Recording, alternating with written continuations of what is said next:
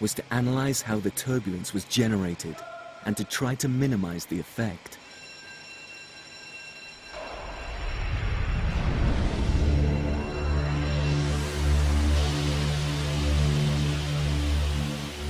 A detailed research program was carried out in this French aerodynamics lab.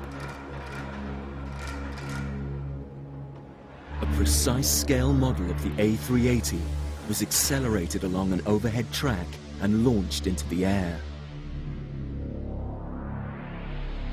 At the far side of the hall is a mountain of finely chopped K-pop foam, designed to give the sophisticated model a soft landing. A curtain of smoke, scanned by a laser, shows the effect of the plane as it passes.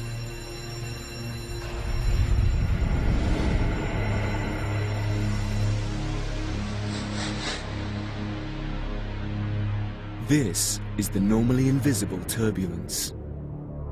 From video recordings, the researchers were able to study how it starts at the wingtip and grows rapidly into tightly constrained regions of spinning air.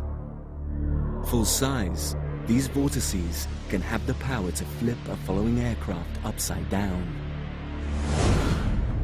After each test, the model was dug out of the foam, cleaned off, and prepared for the next run.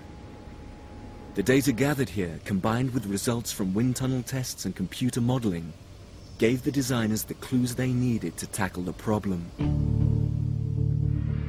Their solution is a wing design featuring these distinctive flared wingtips. As a result, the massive A380 should produce no more turbulence than any other large airliner.